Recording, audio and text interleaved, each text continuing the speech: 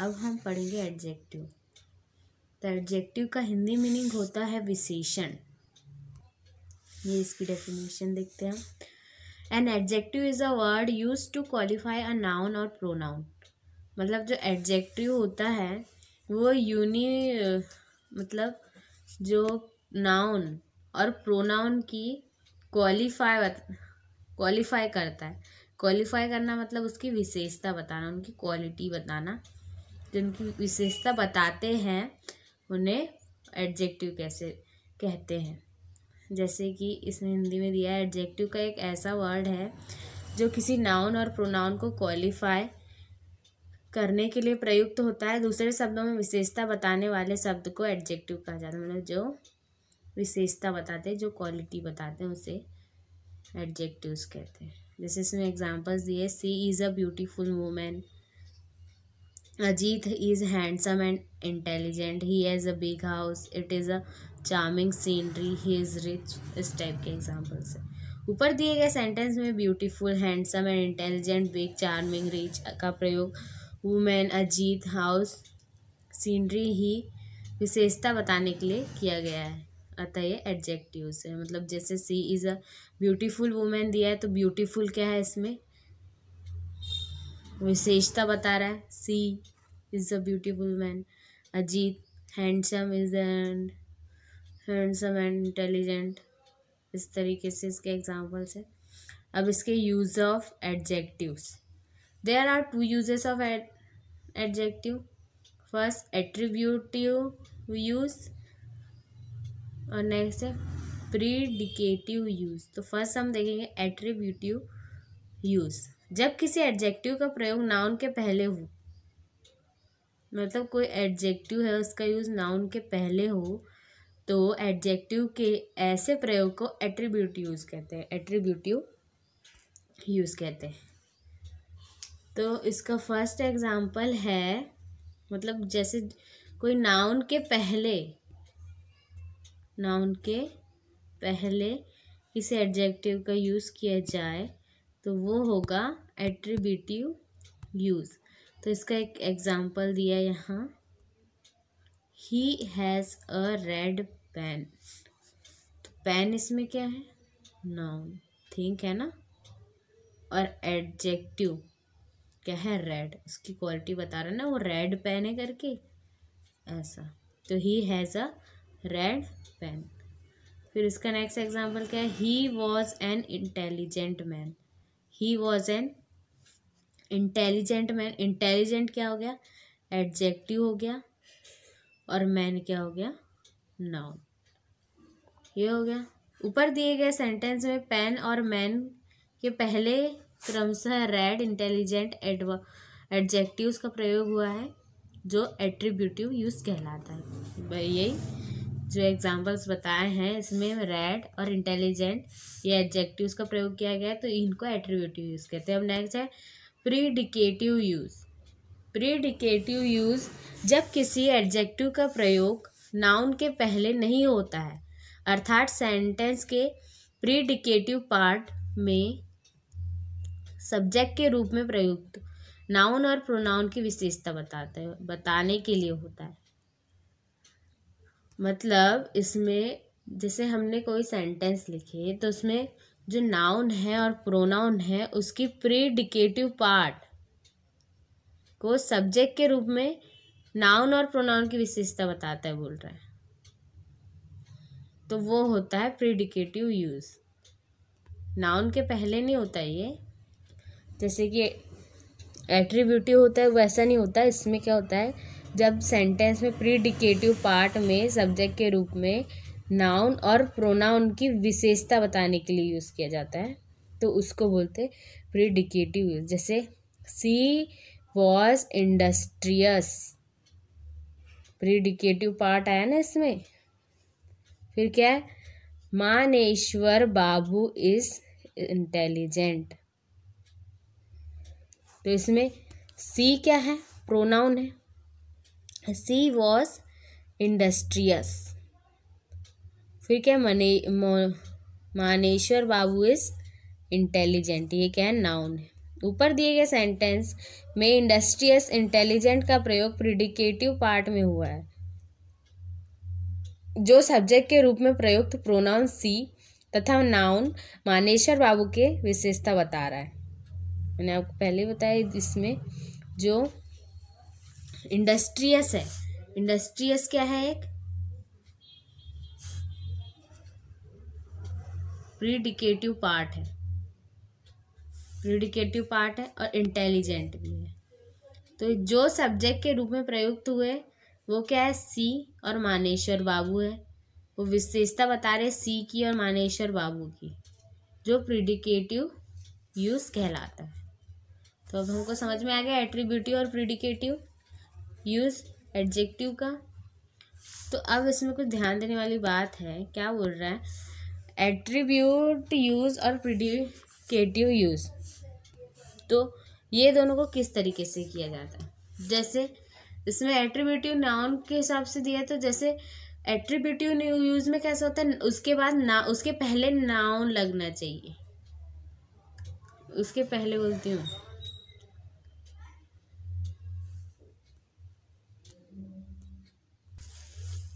तो इसमें first sentence दिया है, Raju is an honest boy, Raju is an honest boy दिया है।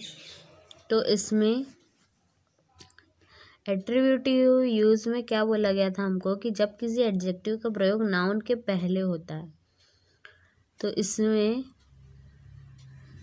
इसमें कौन सा एडजेक्टिव है, ऑनेस्ट, ऑनेस्ट ये विशेषता बता रहा है ना, Raju is an honest boy, तो बॉय क्या है, नाउन है ये। अब नेक्स्ट इसमें प्रीडिकेटिव यूज में क्या दिया है, राजू इज ऑनेस्ट, प्रीडिकेटिव पार्ट है ये।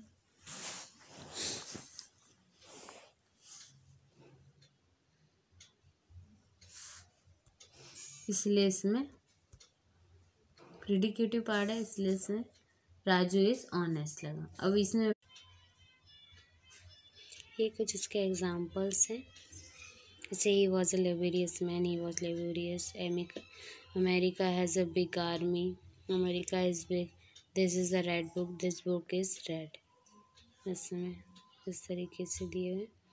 अब हम देखेंगे एडजेक्टिव के टाइप्स। तो फर्स्ट है एडजेक्टिव्स ऑफ क्वालिटी, ऐसे एडजेक्टिव जिनसे रंग, रूप, आकार, प्रकार, गुण, दोष, स्थिति आदि का बोध होता है, एडजेक्टिव ऑफ क्वालिटी कहलाते हैं। मतलब जो ऐसे एडजेक्टिव्स होते हैं जिसमें किसी का रंग हो, रूप हो, या किसी की साइज़ हो, और वो उनकी क्वालिटीज़ हो और उनके गुण हो, उस तरीके से। तो जैसे इसके एग्जांपल्स दिए हैं, Ram is a tall man, Ram is a tall man, तो टॉल क्या हो गई, उसकी क्वालिटी हो गई, मतलब वो ऊंचा है बहुत, इस तरीके से।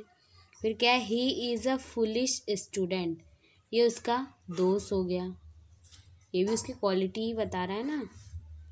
फिर क्या है, she is a beautiful girl, ये उसकी क्वालिटी मतलब उसकी सुंदरता बता रहे, उसके रंग रूप के बारे में। I write with an old pen, मतलब ओल्ड पेन यानी कि बहुत पुरानी, इस तरीके से। तो इसमें क्या दिया है, ऊपर दिए गए सेंटेंस में टॉल, फुलिश, ब्यूटीफुल, ओल्ड का प्रयोग क्रमशः मैन, स्टूडेंट, गर्ल, पेन के पहले हुआ है। हाँ, मैन, स्टूडेंट, गर्ल और पेन के पहले हुआ है बोल रहा है, जो इनकी विशेषता बताते हैं। इनकी विशेषता बता रहे मैन की, गर्ल की, स्टूडेंट की, पेन की। अर्थात आदमी के लंबा, छात्र के मूर्ख और कलम का पुराना होना और जो लड़की का सुंदर होना के गुण बताए गए हैं। तो ये एक एडजेक्टिव ऑफ क्वालिटी होती है। अब क्या है, एडजेक्टिव ऑफ क्वांटिटी सेकंड है, ऐसे एडजेक्टिव जिनसे मात्रा या परिणाम, क्वांटिटी का बोध हो, मतलब उनकी क्वांटिटी कितनी संख्याओं में है, कितनी मात्रा में है, उसका बोध हो, तो वो क्या कहलाता है, adjective of quantity. A good deal of, a great deal, a good deal of, a great deal of, a large amount of, a large quantity of, a lot of, lots of, plenty of, a part of, half of, etcetera. इस तरीके के words use किए जाएंगे। तो जैसे इसमें examples दिए हैं, Mukesh has enough money. Mukesh has enough money, तो इसमें क्या है, तो इसमें दिया मुकेश हैज़ इनफ मनी, मतलब इसमें इनफ एक विशेषता बता रहा है, उसकी क्वांटिटी बता रहा है, उसकी क्वांटिटी बता रहा है उसकी। अब नेक्स्ट है he has lost all his wealth. He has lost all his wealth, तो इसमें क्वांटिटी बता रहा है, तो क्वांटिटी कितनी होगी, ऑल। उसने लॉस्ट किया अपनी ऑल हिज वेल्थ, इसमें ऑल होगी इसकी क्वांटिटी। फिर क्या, she has a lot of coffee, तो इसमें क्या आएगा, अ लॉट ऑफ। फिर क्या है, there is a little water in the glass, a little water, a little. तो ऊपर दिए गए सेंटेंस में enough, all, a lot of, a little का प्रयोग क्रमशः मनी, वेल्थ, कॉफ़ी, वाटर के पहले हुआ है, जो इनकी मात्रा का परिणाम है बताते हैं, मतलब जो उनकी क्वांटिटी बताते हैं, उनकी मात्रा बताते हैं। तो ये होते हैं एडजेक्टिव ऑफ क्वांटिटी। अब थर्ड है एडजेक्टिव्स ऑफ नंबर, ऐसे एडजेक्टिव जिनसे व्यक्तियों या वस्तुओं की संख्या का बोध हो, मतलब जिसमें कितने व्यक्तिज है या कितनी कोई भी चीज़ें हैं उनका नंबर्स का बोध हो, तो वो कहलाते हैं एडजेक्टिव ऑफ नंबर्स। तो इसके एग्जांपल्स है, I have 3 rooms, the 2 sisters have left for London, there are 40 students in the class, मतलब 3 और 2 सिस्टर्स और 40 स्टूडेंट्स। तो ये क्या हो गए, नंबर, एडजेक्टिव ऑफ नंबर की, मतलब जो इसमें नंबर्स बता रहे हैं, उनकी संख्या बता रहे हैं एडजेक्टिव्स की।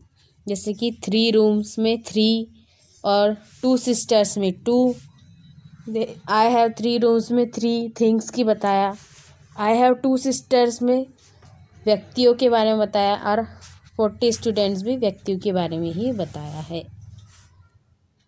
इसका एक और एग्जाम्पल है, Vinay is the second son of mister Maneshwar Thakur, मतलब जो विनय है वो सेकेंड सन ऑफ, मतलब जो उसका सेकेंड सन है, तो ये इसमें भी नंबर बता रहा है। फिर मैनी क्रिमिनल्स वर किल्ड, मतलब मैनी, तो इसमें मैनी बता रहा है, इसमें सेकेंड बता रहा है। ऊपर दिए गए सेंटेंस में 3, 2, 40, सेकेंड, मैनी प्रयोग, मैनी का प्रयोग रूम, सिस्टर, स्टूडेंट्स, सन, क्रिमिनल्स के पहले हुआ है, जो इसकी संख्या, मतलब जो इसकी नंबर बताते हैं, निश्चित या अनिश्चित क्रम का बोध कराते हैं। तो ये हो जाते हैं एडजेक्टिव्स ऑफ नंबर।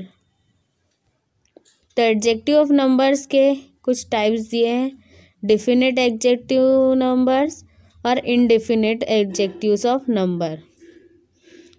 तो इसमें भी इंडेफिनिट में कितने होते हैं, डेफिनेट के भी कुछ हैं, कार्डिनल एडजेक्टिव्स और ऑर्डिनल एडजेक्टिव्स। तो डेफिनेट एडजेक्टिव ऑफ नंबर्स और डिफिनेट न्यूमरल एडजेक्टिव्स, निश्चित संख्या या क्रमवाचक विशेषण, इसका हिंदी मीनिंग है। तो सबसे पहले हम देखेंगे डिफिनेट एडजेक्टिव्स ऑफ नंबर, ये इसको देखेंगे हम। तो इसको हिंदी में कहते हैं, इसे डिफिनिट एडजेक्टिव ऑफ नंबर को क्या बोलते हैं, डिफिनिट न्यूमरल एडजेक्टिव्स भी कहते हैं।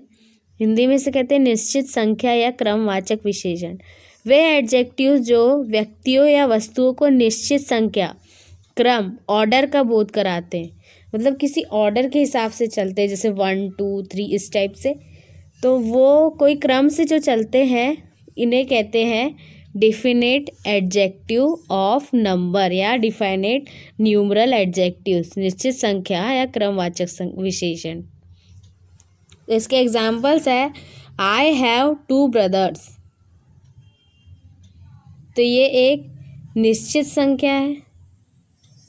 इस तरीके से जैसे Pandit Nehru was the first prime minister of India, मतलब इसमें ऑर्डर के हिसाब से जैसे दिया है आई हैव 2 ब्रदर्स, यानी कि 2 ब्रदर्स के बारे में बताया है इसमें।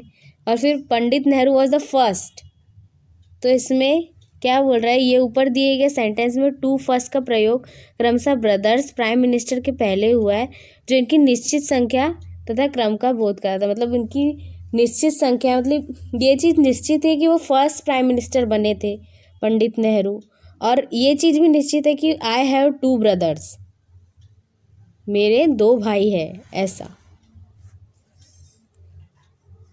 अब नेक्स्ट है कार्डिनल एडजेक्टिव्स। इसमें निश्चित संख्यावाचक विशेषण, इससे क्या कहते हैं, निश्चित संख्यावाचक विशेषण। इसकी डेफिनेशन है निश्चित संख्या का बोध कराने वाले एडजेक्टिव्स को कार्डिनल एडजेक्टिव कहते हैं। मतलब जो निश्चित संख्या का बोध कराते हैं, जैसे 1 2 3 4 5 6 7 8 etcetera. He has 4 pens, she has 2 toys, have you 2 sister, Sudhir Babu has only 1 daughter. इस तरीके से, यानी कि ही हैज़ 4 पेन्स, उसके पास 4 पेन्स है। शी हैज़ 2 टॉयज, उसके बाद 2 खिलौने हैं। इस तरीके से।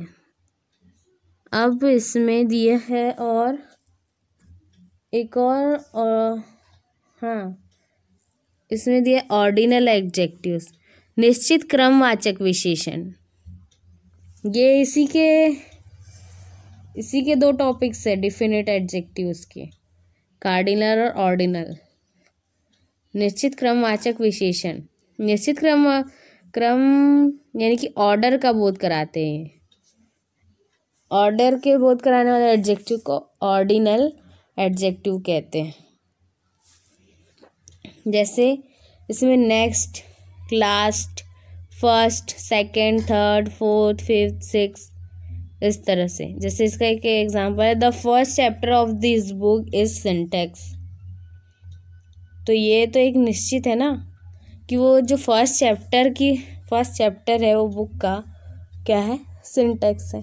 फिर क्या है, who will be the next chief minister of Bihar, जैसे नेक्स्ट का यूज़ हुआ है, who will be the next chief minister. ये भी एक निश्चित विशेषण है, क्रमवाचक विशेषण। अब इसमें फिर नेक्स्ट टॉपिक क्या है, एडजेक्टिव ऑफ नंबर्स का इंडेफिनिट एडजेक्टिव नंबर, इसको क्या और इसे इंडेफिनिट न्यूमरल एडजेक्टिव्स भी कहते हैं, अनिश्चित संख्यावाचक विशेषण। इसमें अनिश्चित संख्या का बोध कराने वाले एडजेक्टिव्स को इंडेफिनिट नंबर या इंडेफिनिट नंबर ऑफ एडजेक्टिव्स कहते हैं। मतलब इसमें अनिश्चित संख्या बताता है, अनिश्चित संख्या। मतलब सब बुक्स आर टॉर्न, मैनी, जैसे इसमें नंबर्स नहीं बताते, इसमें सम, वो कोई निश्चित नहीं कि कितनी बुक्स है। इस तरीके से जैसे 3 बुक्स होती, जैसे निश्चित कैसे होता है, 3 बुक्स आर टॉर्न, पर इसमें नंबर्स नहीं दिए, इसमें क्या है, सम बुक्स आर टॉर्न।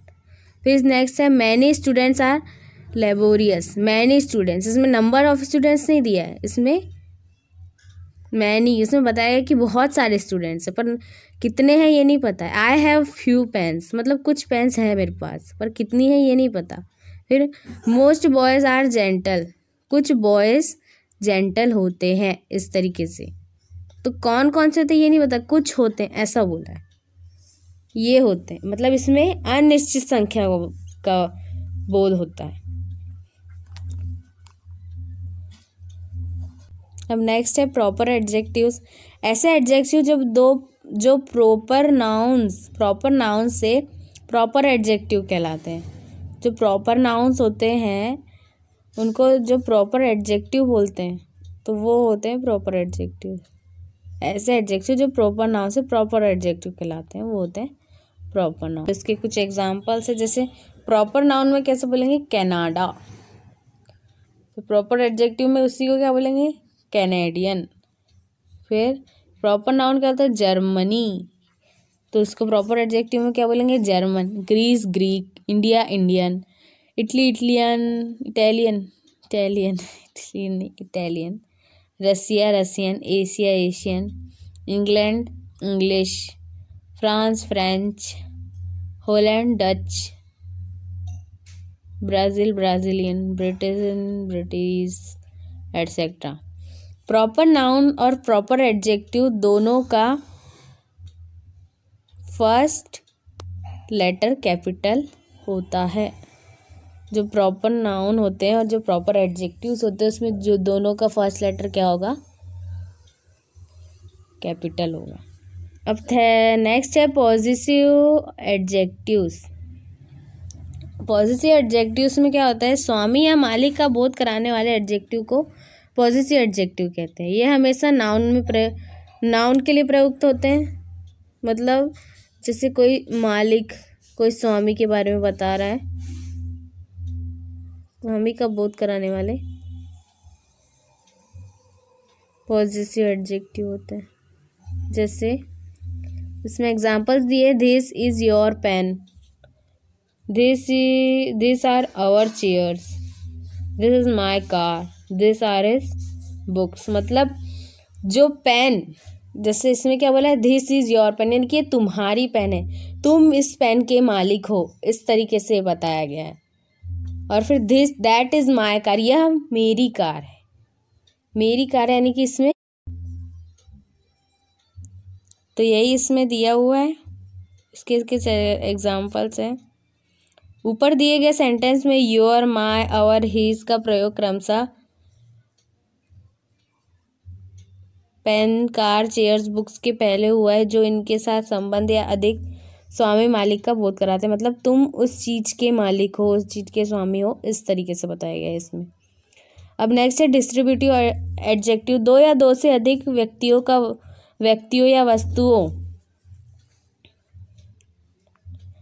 में से प्रत्येक या एक का बोध कराने वाले एडजेक्टिव्स को डिस्ट्रीब्यूटिव एडजेक्टिव्स कहते हैं। दूसरे शब्दों में ईच, एवरी, आइदर, नाइदर का प्रयोग जब नाउन्स के पहले होता है तो उसे डिस्ट्रीब्यूटिव एडजेक्टिव कहलाते हैं। ईच, आइदर, नाइदर का प्रयोग नाउन्स के पहले नहीं होता है तो ये डिस्ट्रीब्यूटिव प्रोनाउन कहलाते हैं। यानी कि नाउन्स के पहले कभी ये इन वर्ड्स का यूज़ नहीं होता है, प्रोनाउंस में इनका यूज़ होता है, ये बताया गया है इसमें। तो इसका डेफिनेशन इस प्रकार है, दो या दो से अधिक व्यक्तियों का वस्तुओं में से प्रत्येक या एक का बोध कराने वाले। मतलब कोई दो चीज़ें हैं या दो से ज़्यादा है, व्यक्ति है, वस्तु है, तो उनका बोध कराने के लिए एडजेक्टिव, ये वाले एडजेक्टिव का यूज़ किया जाता है। तो इसे डिस्ट्रीब्यूटिव एडजेक्टिव कहते हैं। तो ईच, एवरी, आइदर, नाइदर, ये उसके जैसे ये नाउन्स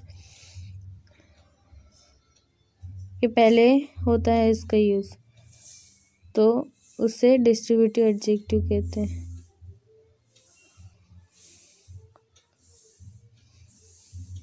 तो ईच, आइदर, नाइदर का प्रयोग नाउन्स के पहले नहीं होता है तो ये डिस्ट्रीब्यूटिव प्रोनाउन कहलाते हैं, ऐसा बोल रहा है। तो इसमें इसका एग्जाम्पल्स है, each girl has a book, each girl has a book, मतलब हर गर्ल के पास एक बुक है, ऐसा बोल रहे हैं। इसका मीनिंग ये है। फिर एवरी मैन इज इमोशनल, हर एक मैन इमोशनल है। Either book is yours, neither boy is handsome, मतलब कोई बॉय हैंडसम नहीं है, कोई भी, ऐसा। ऊपर दिए गए सेंटेंस में ईच, एवरी, आइदर, नाइदर का प्रयोग क्रमशः girl, man, book, boy nouns के पहले हुआ है जो प्रत्येक या एक का बोध कराते हैं। मतलब वही मैंने आपको इसकी हिंदी मीनिंग भी बताई, इसमें प्रत्येक या एक का बोध हुआ है, ये वाले एग्जाम्पल्स। तो ये एडजेक्टिव्स क्या कहलाते हैं, distributive pronoun, distributive adjectives. Demonstrative adjective व्यक्तियों या वस्तुओं को इंगित, पॉइंट आउट या संकेतित करने वाले एडजेक्टिव को डिमॉन्स्ट्रेटिव एडजेक्टिव्स कहते हैं। मतलब कोई भी किसी व्यक्ति या किसी वस्तु पे पॉइंट आउट करने वाले, उस पर संकेत करने वाले एडजेक्टिव डिमॉन्स्ट्रेटिव एडजेक्टिव्स कहलाते हैं। डिमॉन्स्ट्रेटिव एडजेक्टिव के दो टाइप्स होते हैं, definite demonstrative adjective, indefinite demonstrative adjective. तो डिफिनिट के एग्जांपल्स है this, that, these, those, such, the same. Indefinite demonstrative में जैसे some, any, a certain, certain, other, another, any other, इस तरह के एग्जांपल्स दिए। तो इसमें फर्स्ट है डिफिनिट डेमोन्स्ट्रेटिव एडजेक्टिव, निश्चित संकेतवाचक विशेषण। निश्चित संकेतवाचक विशेषण में निश्चित व्यक्ति या वस्तु को पॉइंट आउट या संकेतित करने वाले एडजेक्टिव्स को डिफिनिट डिमॉन्स्ट्रेटिव एडजेक्टिव कहते हैं। मतलब कोई निश्चित व्यक्ति और कोई निश्चित वस्तु को पॉइंट आउट करने वाले। तो अब हम देखेंगे इसके कुछ एग्जाम्पल्स है। दिस बुक इज रेड, उस बुक का कलर, वह बुक रेड है, यह बुक रेड है। दिस बॉय इज ऑनेस्ट, यह बॉय ऑनेस्ट है। That pain is black.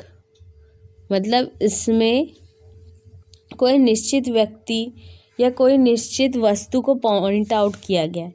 जैसे कि दिस बुक्स आर रेड, वह बुक्स रेड है।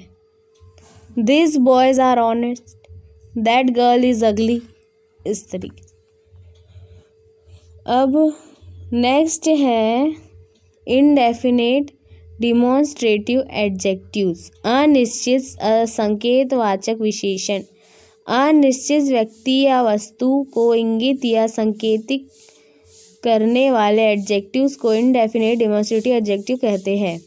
इनका प्रयोग खास अर्थ में होता है।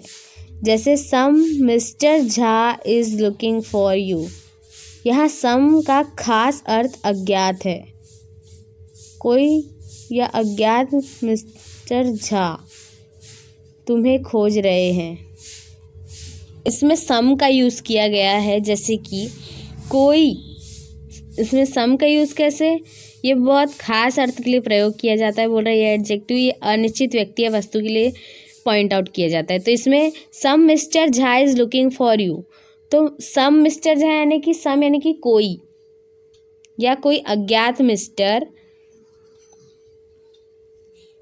Jha is looking for you, वो तुम्हें खोज रहे हैं, ये इसका मीनिंग होगा।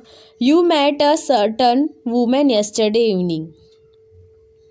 यहाँ सर्टन का अर्थ अज्ञात है। मतलब सर्टन यानी कि आप कल शाम एक अज्ञात औरत से मिले, यानी कि जिसको आप नहीं जानते थे। ये अनिश्चित व्यक्ति हो गया, अनिश्चित व्यक्ति के बारे में हो गया, ऐसा इस तरीके के होते हैं इसमें। अब नेक्स्ट है इंट्रोगेटिव एडजेक्टिव्स, प्रश्नवाचक।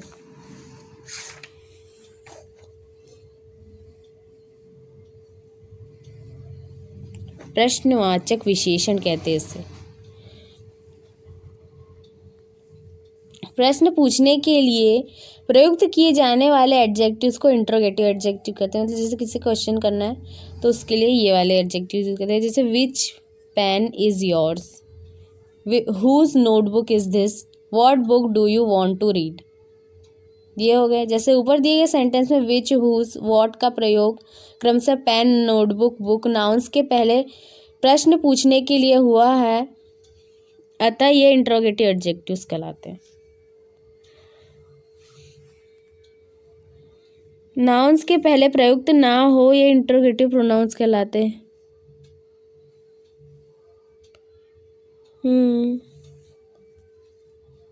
अब नाइन्थ है एम्फेसाइजिंग एडजेक्टिव्स। एम्फेसाइजिंग एडजेक्टिव्स को हिंदी में कहते हैं दबाव बोधक विशेषण। एम्फेसाइज करना यानी कि दबाव देना, जोर डालना। ओन तथा वेरी का प्रयोग जब नाउन्स के पहले नाउन्स के पहले नाउन्स पर जोर डालने या एम्फेसाइज करने के लिए होता है तो ये एम्फेसाइजिंग एडजेक्टिव कहलाते हैं। मतलब जो ओन और वेरी का प्रयोग नाउन्स के पहले नाउन्स पर जोर डालने के लिए किया जाता है या उसको दबाव डालने के लिए किया जाता है तो वो एडजेक्टिव कौन सा एडजेक्टिव कहलाते हैं? Emphasizing adjective. जैसे कि उसके एग्जाम्पल्स है, he saw his beloved on the road with his own eyes. Means इसमें बोल रहा है कि जो he saw his beloved on the road with his own eyes.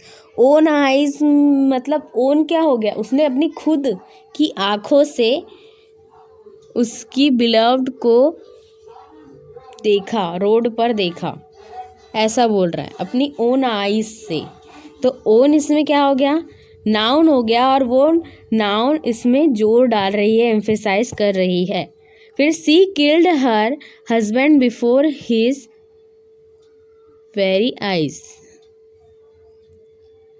तो इसमें नेक्स्ट एग्जांपल में दिया, she killed her husband before his very eyes. Very eyes मतलब ये सेंटेंस का मीनिंग होता है कि उसने अपने पति को उसकी आँखों के सामने मार डाला। मतलब वेरी आइज मतलब उसकी आँखों के सामने मार डाला। ये होता है एम्फेसाइजिंग, मतलब वेरी आइज और ओन। तो ऊपर दिए गए सेंटेंस में ओन वेरी का प्रयोग क्रमशः आइज नाउन्स के पहले नाउन्स पर जोर डालने के लिए हुआ है, मतलब ये एम्फेसाइजिंग ऑब्जेक्टिव्स है। अब नेक्स्ट है एक्सक्लेमेटरी एडजेक्टिव। एक्सक्लेमेटरी एडजेक्टिव्स को हिंदी में कहते हैं विस्मयादि बोधक विशेषण। व्हाट का प्रयोग जब आश्चर्य के भाव का बोध कराने के लिए होता है वह एक्सक्लेमेटरी एडजेक्टिव कहलाता है। मतलब सरप्राइज के लिए, कोई आश्चर्य वाली बात के लिए एक्सक्लेमेटरी एडजेक्टिव का यूज़ किया जाता है। तो एक्सक्लेमेटरी एडजेक्टिव में व्हाट लगता है। तो जैसे what an ugly women, what a big building it is, what a big fool. इस तरीके से सेंस ऑफ सरप्राइजिंग उसमें समझ में आ रही है। जैसे व्हाट एन अगली वूमेन, कितनी अगली वूमेन है, ऐसा इस तरीके से। ऊपर दिए गए सेंटेंस में व्हाट का प्रयोग क्रमशः an, ugly women, a big building, a big fool के पहले आश्चर्य के भाव का बोध कराने के लिए हुआ है, अतः यह एक्सक्लेमेटरी एडजेक्टिव है। तो ये हो गए हमारे पूरे एडजेक्टिव्स। टोटल कितने 10 एडजेक्टिव्स होते हैं।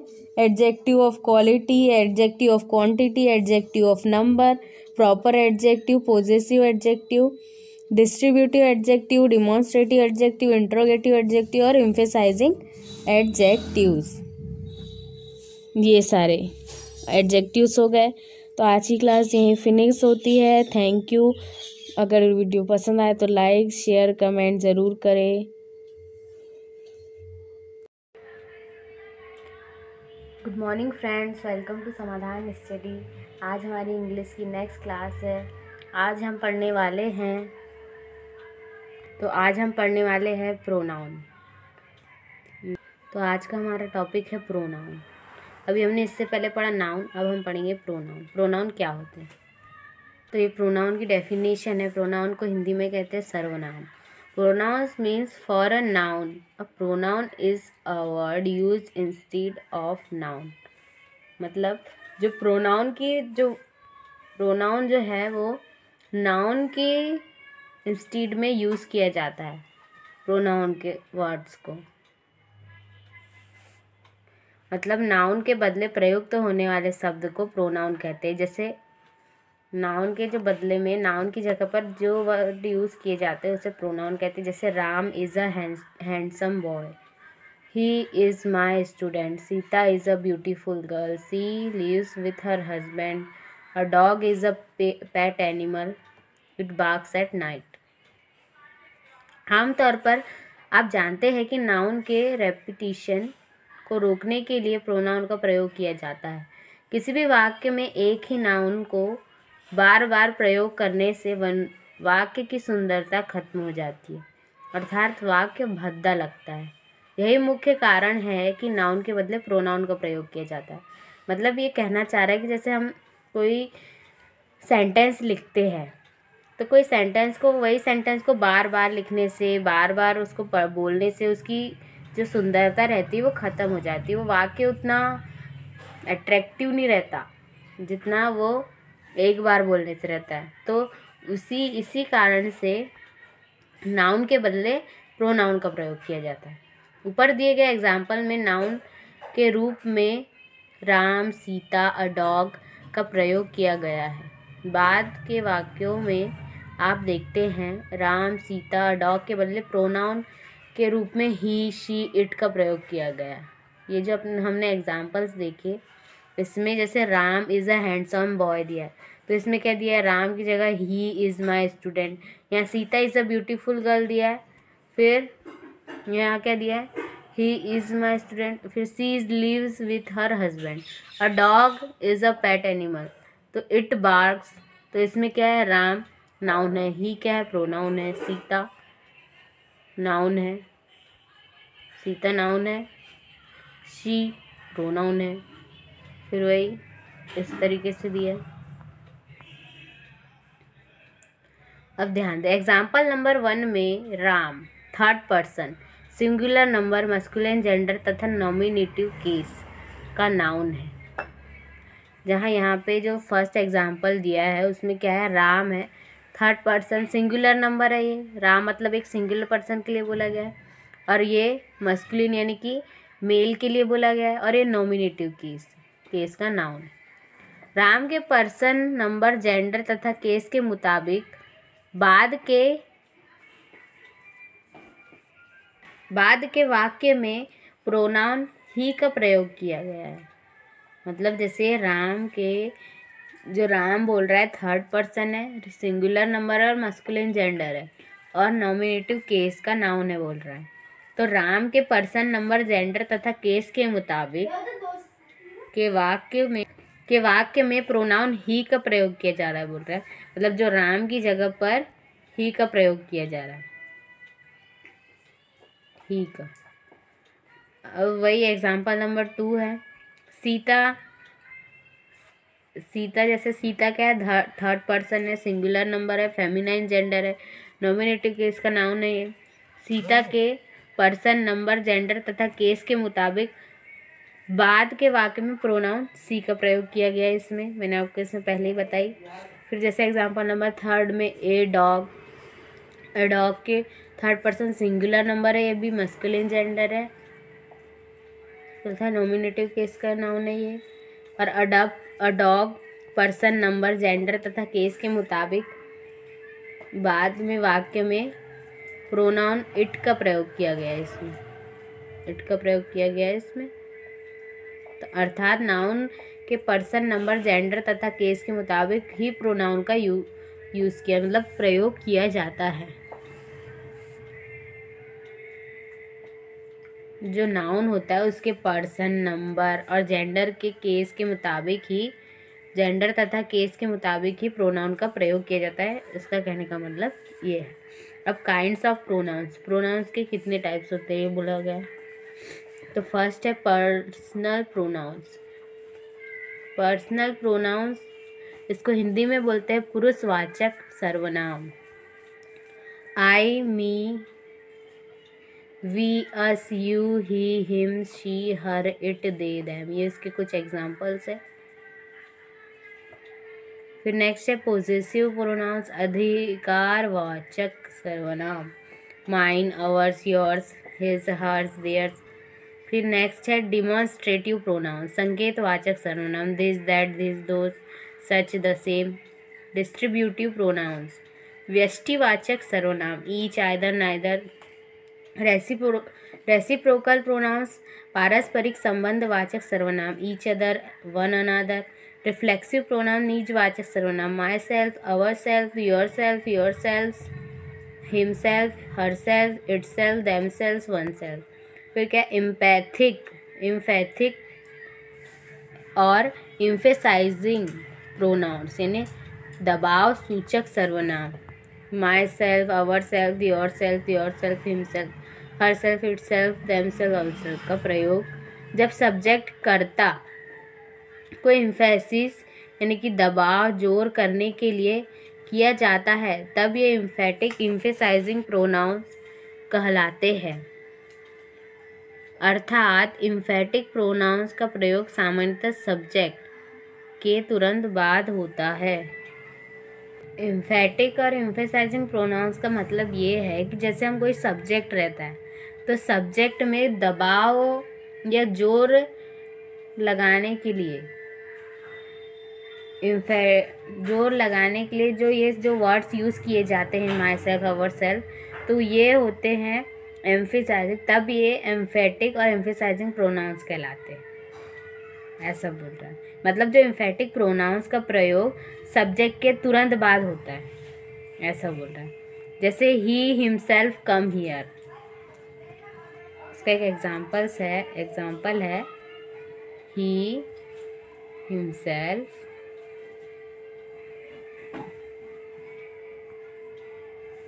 Come here. तो इसमें ही क्या है, सब्जेक्ट है, और सब्जेक्ट के तुरंत बाद ये लगा है हिमसेल्फ, सब्जेक्ट के तुरंत बाद हिमसेल्फ लगा है, तो ये होते हैं एम्फेटिक प्रोनाउंस। अब नेक्स्ट है इनडेफिनेट प्रोनाउंस, अनिश्चयवाचक सर्वनाम। Everybody, somebody, nobody, anybody, everyone, someone, none, anyone, everything, something, nothing, anything, all, some, any, both, another, much, few, little, ये सब इसके प्रोनाउंस के नाम है जो यूज़ कर सकते हैं हम नाउंस की जगह पर। 9th है रिलेटिव प्रोनाउन, संबंधवाचक सर्वनाम, who, whom, whose, which, that. Interrogative pronouns यानी कि प्रश्नवाचक, जिसे हम क्वेश्चन करते किसी से, who, whom, whose, which, what, ये प्रश्न पूछने के लिए प्रयुक्त होते हैं। फिर क्या है एक्सक्लेमेटरी प्रोनाउंस, विस्मयादि बोधक सर्वनाम, जैसे वॉट। तो क्या बोल रहे हैं इसमें, वॉट का प्रयोग जब सेंस ऑफ सरप्राइज, आश्चर्य के भाव को एक्सप्रेस अभिव्यक्त करने के लिए किया जाता है तब यह एक्सक्लेमेटरी प्रोनाउंस कहलाता है। मतलब जैसे कि हम कोई भी चीज़ में सरप्राइज हो गए, जैसे वॉट, जैसे कोई बोलते हैं ना वॉट, सरप्राइज हो गए, उस तरीके से। जैसे एक वॉट का मतलब होता है जैसे क्वेश्चन पूछना, तो कोई सरप्राइज हो जाए, कोई आश्चर्य हो जाए, तो उसको एक्सप्रेस करने के लिए वॉट का यूज़ किया जाए तो वो होता है एक्सक्लेमेटरी प्रोनाउंस। तो इसमें फर्स्ट पढ़ेंगे हम पर्सनल प्रोनाउंस। पर्सनल प्रोनाउंस की डेफिनेशन कुछ इस प्रकार है, नहीं इसके टाइप्स दिया है, वे प्रोनाउन जो तीनों पर्सन जैसे फर्स्ट पर्सन, सेकंड पर्सन तथा थर्ड पर्सन में प्रयुक्त किए जाते हैं।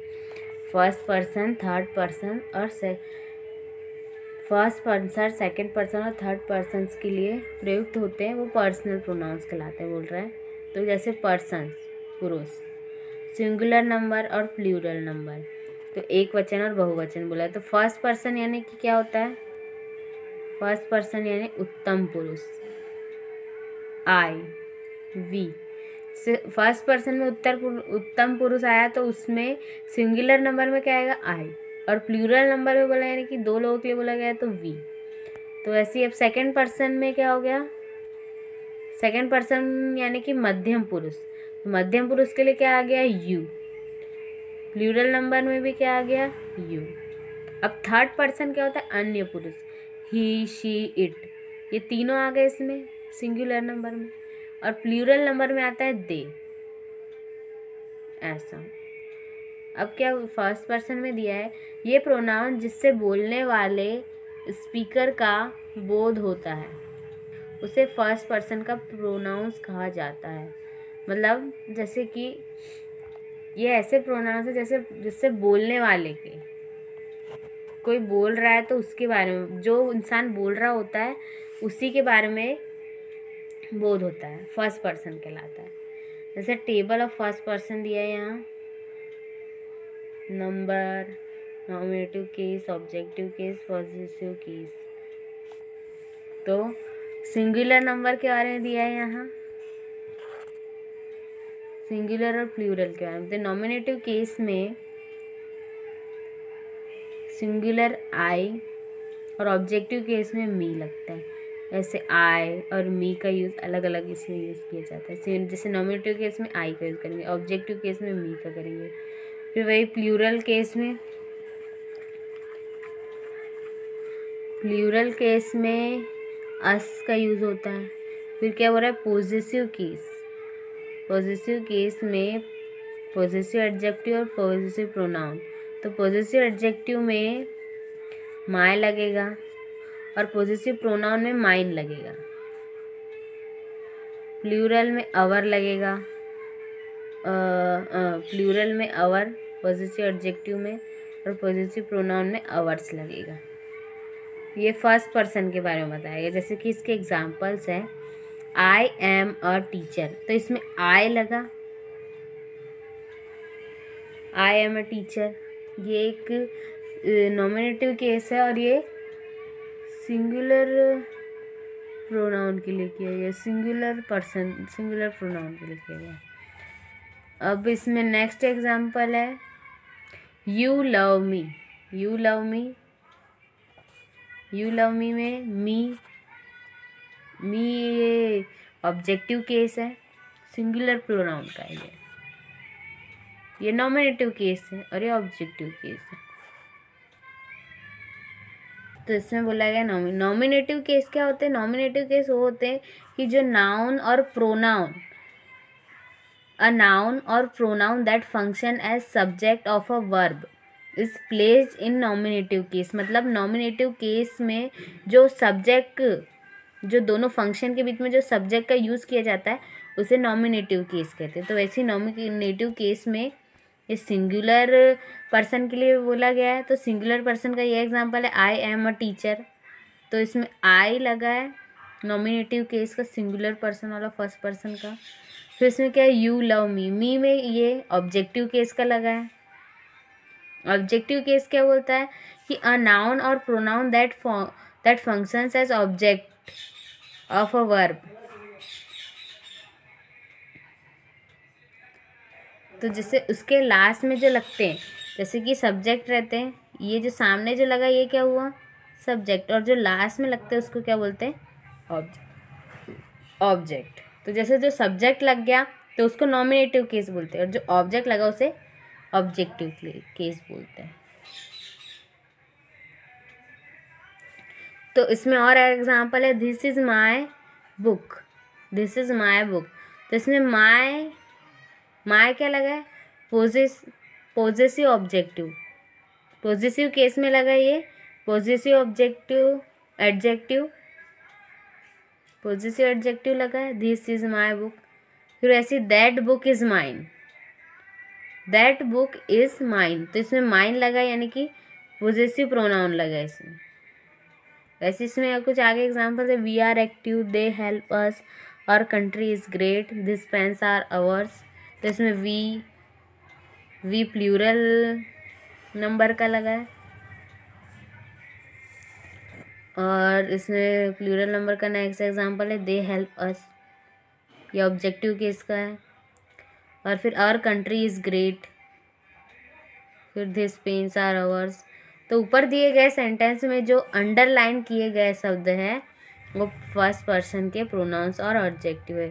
तो फर्स्ट पर्सन जो भी हम पढ़ रहे हैं उसके प्रोनाउंस और एडजेक्टिव जिसमें अंडरलाइन लगी हुई है, जैसे I, me, my, mine, we, us, our, ours, इस तरीके से।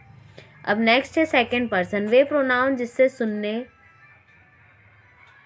सुनने वाले ऑडियंस व्यक्ति का बोध होता है, इसे सेकंड पर्सन का प्रोनाउन करते हैं। जैसे कि ये फर्स्ट पर्सन में क्या होता है, स्पीकर मतलब जो बोल रहा है, और जो इसमें नेक्स्ट सेकंड पर्सन दिया है इसमें ऑडियंस मतलब जो सुन रहे हैं उन लोगों के बारे में बताया गया। तो इसमें क्या है, टेबल ऑफ सेकंड पर्सन दिए हैं, तो इसमें भी सिंगुलर पर्सन और प्लूरल नंबर के, सिंगुलर नंबर और प्लूरल नंबर के बारे में दिया है। तो इसमें वही नॉमिनेटिव केस, ऑब्जेक्टिव केस, उसी तरीके का एग्जांपल है।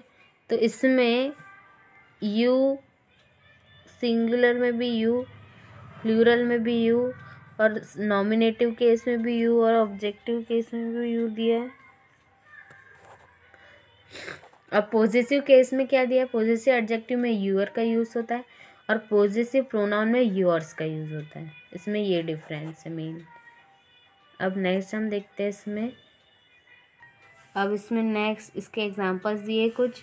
यू आर लेबोरियस, फिर क्या है, आई लव यू, फिर दिस बुक इज़ योर्स, फिर दिस इज़ योर बुक, इस तरीके से दिया है। तो इसमें यू का यूज़ बताया, you singular person, plural person, you are laborious, फिर आई लव यू, फिर दिस बुक इज़ योर्स, इसमें और पॉजिटिव प्रोनाउन लगी है और इसमें लगी है पॉजिटिव एडजेक्टिव। ऊपर दिए गए सेंटेंस में जो अंडरलाइन किए गए शब्द है वे सेकंड पर्सन के प्रोनाउंस और एडजेक्टिव्स हैं। इसमें अंडरलाइन दिए यू, योर्स, योर, ये सब। अब थर्ड पर्सन में वे प्रोनाउन जिससे वैसे व्यक्तियों या वस्तुओं का बोध होता है जिसके बारे में कुछ कहा जा रहा है, उसे थर्ड पर्सन का प्रोनाउन। मतलब जैसे फर्स्ट पर्सन में क्या होता है कि जो बोल रहा है, फर्स्ट पर्सन क्या होता है, जो बोल रहा है, और सेकंड पर्सन क्या होता है, जो सुन रहा है, और जो थर्ड पर्सन यानी कि जिसके बारे में बात चल रही है। यानी कि जैसे कि दो पर्सन बात कर रहे हैं, दो पर्सन बात कर रहे हैं, यानी कि जो स्पीकर है, जो बोल रहा है, वो होता है फर्स्ट पर्सन, और जो सुन रहा है, मतलब जो सुन रहा है वो होता है सेकंड पर्सन, और जिसके बारे में बात हो रही है वो हो गया थर्ड पर्सन। इस तरीके से ये होता है इसका मतलब। अब थर्ड पर्सन का भी ये टेबल दिया हुआ है, वही इसमें सेम है। ये सामने की जो ये है नंबर्स, नॉमिनेटिव केस। तो अब इसमें देखेंगे कि सिंगुलर नंबर में नॉमिनेटिव केस में क्या क्या है। नॉमिनेटिव केस में सिंगुलर पर्सन में है he, she, it, masculine, feminine, neuter. फिर ऑब्जेक्टिव केस में हिम, ही को क्या बोलते हैं ऑब्जेक्टिव केस में, हिम, सिंगुलर नंबर में। और सी को क्या बोलते हैं, हर, और इट को क्या बोलते हैं, इट को इटी बोलते हैं। फिर इसमें क्या है, पॉजिटिव केस में, पॉजिटिव ऑब्जेक्टिव में इसको सिंगुलर में ही को क्या बोलेंगे, हिश, हिज, और सिंगुलर में उसको हर ही बोलेंगे, और इट को इट्स ही बोलेंगे। अब पॉजिटिव प्रोनाउन में क्या बोलेंगे, हिज, ये ही को हिज ही बोलेंगे, और हर को मतलब सी को हर्स बोलते हैं, हर्स, और इट को कुछ नहीं बोलते हैं, उसमें कुछ दिया नहीं है। प्लूरल में दे बोलेंगे, मतलब उसमें ही, शी, इट सबको दे ही बोलेंगे। ऑब्जेक्टिव केस में देम, पॉजिटिव ऑब्जेक्टिव में देयर, और पॉजिटिव प्रोनाउन में देयर। इसके कुछ एग्जांपल्स दिए हुए हैं, इतने सारे एग्जांपल दिए हुए हैं इसके। ही लव्स यू, तो इसमें ही क्या लगा है, ही लगा है मस्कुलिन जेंडर का सिंगुलर नंबर में। ऑब्जेक्टिव नॉमिनेटिव केस का लगा है ही लव्स यू। नेक्स्ट है सी हेट्स मी, फिर यू एडमायर हिम, तो यू एडमायर हिम में ऑब्जेक्टिव केस लगा है, ऑब्जेक्टिव केस लगा है सिंगुलर नंबर के लिए। फिर क्या है, do you like it, do you like it, इसमें भी ये ऑब्जेक्टिव केस है। फिर क्या है, this frocks are hers, this frock are hers में पॉजिटिव प्रोनाउन लगा है, हर्स। फिर क्या है, do you know them, do you know them में ये ऑब्जेक्टिव केस लगा है प्लूरल का, प्लूरल का ऑब्जेक्टिव केस लगा है। फिर क्या है, they read in this school, तो इसमें प्लूरल का नॉमिनेटिव केस लगा है, they read in this book, they यानी कि प्लूरल हो गया ना। फिर क्या, those bells are theirs, those bells are theirs में पॉजिटिव प्रोनाउन लगा है प्लूरल फॉर्म का। प्लूरल नंबर का। फिर क्या है, दीज आर देयर नोटबुक्स, तो इसमें पॉजेसिव एडजेक्टिव लगा है। फिर क्या है, दिस बिल्डिंग इज हिज, तो इसमें भी हिज लगा है, तो ये है पॉजेसिव एडजेक्टिव। ये हो गया हमारा थर्ड पर्सन। इसमें भी वही ऊपर दिए गए सेंटेंस में जो अंडरलाइन किए गए शब्द है वो थर्ड पर्सन के प्रोनाउंस और एडजेक्टिव्स है। तो इसमें कुछ रूल्स दिए हैं। Use of the pronounce of nominative case. तो फर्स्ट रूल है, किसी सेंटेंस के वर्ब के सब्जेक्ट के रूप में नॉमिनेटिव केस के प्रोनाउन का प्रयोग होता है। मतलब जो कोई सेंटेंस हो तो उसमें जो वर्ब के सब्जेक्ट के रूप में, मतलब जो वर्ब होती है उसके सब्जेक्ट के रूप में नॉमिनेटिव केस के प्रोनाउन का प्रयोग किया जाएगा बोल रहे हैं। तो इसके एग्जाम्पल्स हैं, जैसे he went to Jejuri last month. He went to Jejuri last month, तो इसमें नॉमिनेटिव क्या केस क्या लगा है, ही। नॉमिनेटिव केस क्या लगा है, ही लगा है। किसी सेंटेंस के वर्ब के सब्जेक्ट, मतलब जो वर्ब है उसकी सब्जेक्ट के रूप में क्या लगा है यहाँ, नॉमिनेटिव केस ही। तो he went to Jejuri last month. जैसे हम यहाँ पर लगाएंगे ऑब्जेक्टिव केस, तो ऑब्जेक्टिव केस में ही की जगह क्या लग जाएगा, हिम। और ऑब्जेक्टिव केस या हिम या हिज लगाएंगे, हिम पॉजेसिव प्रोनाउन हो जाता है। तो him his went to Jejuri last month, ये रॉन्ग सेंटेंस हो जाएगा। इस तरह का सेंटेंस नहीं बनता। He went to Jejuri last month, him went to या his went to Jejuri last month नहीं होता ये रॉन्ग सेंटेंस, ये करेक्ट सेंटेंस। फिर क्या, they came here by train. They came here by train, they come here by train, तो इसमें दे लगा है, नॉमिनेटिव केस प्लूरल फॉर्म में।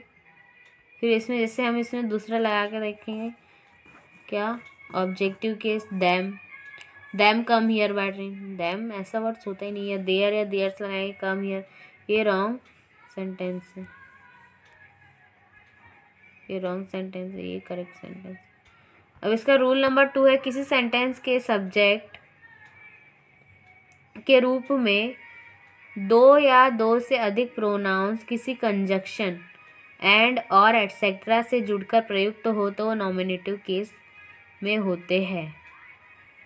मतलब जैसे कि कोई सेंटेंस है तो उसके जो सब्जेक्ट होते हैं, सब्जेक्ट के रूप में दो या दो से अधिक प्रोनाउंस, मतलब जो दो प्रोनाउंस लगेंगी, दो या दो से अधिक प्रोनाउंस किसी कंजक्शन या एंड और एटसेट्रा से जुड़कर प्रयुक्त हो सकते हैं। जैसे कि जैसे ही, जैसे यू, ही, ये सब जो दो सब्जेक्ट एक साथ नहीं लगते ना कभी, तो दो सब्जेक्ट एक साथ लगाने की हमें बीच में क्या लगाना पड़ेगा, एंड, कंजंक्शन, जुड़कर नॉमिनेटिव केस में हो सकते हैं। तो इसके फर्स्ट एग्जांपल ये है, इसका फर्स्ट एग्जांपल है, you and he were good friends. You and he were good friends, तो नॉमिनेटिव केस क्या क्या हो जाएंगे, यू और ही हो जाएंगे। नॉमिनेटिव केस यू और ही हो जाएंगे, तो इसके बीच में एंड लगा कंजंक्शन, तो वो नॉमिनेटिव केस में होते हैं, ऐसा बोल रहे हैं। ये नॉमिनेटिव केस में होता है। जैसे कि कभी हमने ले लिए यू एंड हिम, तो you and him were good friends, ठीक है। तो यू इसमें क्या हो जाएगा, यू ऑब्जेक्टिव केस हो जाएगा और हिम भी क्या हो जाएगा, ऑब्जेक्टिव केस हो जाएगा। तो ये रॉन्ग सेंटेंस, ऐसा नहीं होता है इसमें, ये रूल नंबर 2 बोलता है। तो ये इसके कुछ एग्जाम्पल्स हैं, यू एंड ही जैसे मैंने अभी बताई। फिर you he and I R clever, तो इसमें कितने 3 सब्जेक्ट लगे, तो 3 सब्जेक्ट्स में यू ही कॉमा लगा, you comma he and I R clever. इसमें नॉमिनेटिव केस लगे तीनों में, पर इसमें बीच में क्या लगा है, एंड लगा है, तो ये करेक्ट सेंस है। इसमें क्या लिखा है, यू हिम एंड मी, तो यू हिम, यू क्या है, ऑब्जेक्टिव केस है, और हिम भी क्या है, ऑब्जेक्टिव केस है, और मी भी क्या है, ऑब्जेक्टिव केस है। तो ये एक रॉन्ग सेंटेंस हो जाता है। अब इसमें दिया है, अब इसमें रूल 3 दिया है, यदि किसी सेंटेंस के वर्ब के सब्जेक्ट के रूप में एक नाउन तथा एक प्रोनाउन कंजक्शन एंड और एटसेट्रा से जुड़कर प्रयुक्त होते हैं, उसे प्रोनाउन नॉमिनेटिव केस में होता है, तो वह प्रोनाउन नॉमिनेटिव केस में होता है। जैसे कि बोल रहा है, जैसे कोई सेंटेंस है तो उसमें वर्ब के सब्जेक्ट के रूप में एक नाउन तथा एक प्रोनाउन कंजक्शन, एक नाउन और एक प्रोनाउन कंजक्शन के बीच में हम एंड लगा के उसको प्रोनाउन नॉमिनेटिव केस बना सकते हैं। जैसे कि इसमें एग्जांपल दिया है, Karishma and I go to college every day, मतलब करिश्मा इसमें क्या लगा है, नाउन है, और आई क्या है, प्रोनाउन है, तो ये दोनों के बीच में एंड लगा के हम प्रोनाउन नॉमिनेटिव केस में हो सकता है, ऐसा बोलता है। तो जैसे इसमें एक नेक्स्ट एग्जांपल क्या दिया है, Karishma and me go to college every day, इसमें मी क्या हो जाएगा, इसमें ऑब्जेक्टिव केस हो जाएगा ना, ये ऑब्जेक्टिव केस के साथ नहीं लगता, ये नॉमिनेटिव केस के साथ ही लगेगा, ऐसा।